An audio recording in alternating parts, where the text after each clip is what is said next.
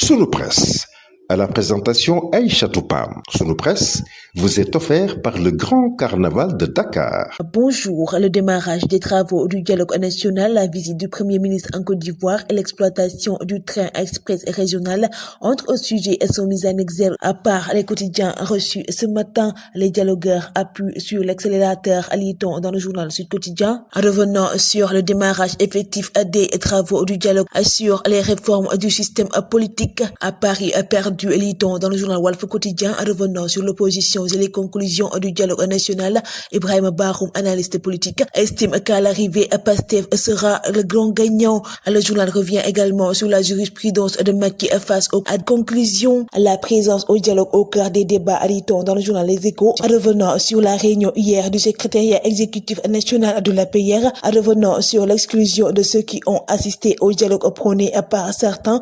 Selon le journal, finalement, le calme a prévalu. Aucune sanction n'a été prise. À Macky et sans mot à Marrakech, lit-on dans le journal Le Quotidien. Revenant sur le week-end, Ibrahim sur la gouvernance. Zappé du programme officiel, l'ancien président assure pourtant y serait. L'APR dans tous ses éclats, lit-on dans le journal L'Observateur. Revenant sur le secrétariat exécutif national et la colère sourde de la jeune garde fidèle à Macky Sall contre les déserteurs. Le journal revient sur les minutes de la réunion d'hier vendredi qui a viré au règlement de compte pour les responsables qui ont participé au dialogue. Le cas d'Abdoulaye Seydou Sow qui a cristallisé le plus Sonko Ouattara en phase, lit-on dans le quotidien national Le Soleil. Revenant sur la visite officielle du Premier ministre en Côte d'Ivoire.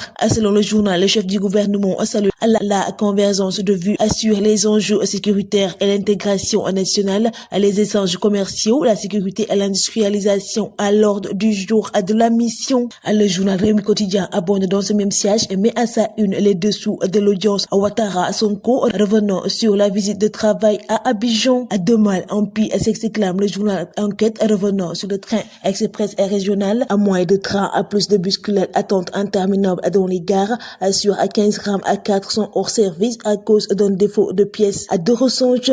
Plusieurs manquements dont la gouvernance risque de nuire gravement aux finances de l'État. Un marché de 3 milliards à 42 millions de francs CFA pour du vent, lit-on dans le journal Libération. Revenant sur l'aménagement et le terrassement du domaine agricole communautaire de Boulel, malgré un ordre de service de démarrage des travaux daté du 20 mars 2023 et le paiement à l'avance de démarrage, aucune avancée à noter. L'État résilie le marché attribué à la société Asila Trading Corporation puis saisit à la SONAC pour récupération. La garantie d'avance de démarrage et la garantie de bonne exécution suscite à part la société Asila Trading Corporation. Le mouton de Tabaski entre le sommeil des gorgorlous, lit-on dans le journal Libération. Revenant sur l'extrême pauvreté des ménages complique la tâche aux pères de famille. À la fête, une occasion pour les Sénégalais de se retrouver en famille. 4e étoile pour l'Inter ou première historique pour le Paris Saint-Germain, s'interroge le journal Record. Revenant sur la finale de la Ligue des Champions ce soir à 19h. Le Carnaval de Dakar célèbre le riche patrimoine culturel africain.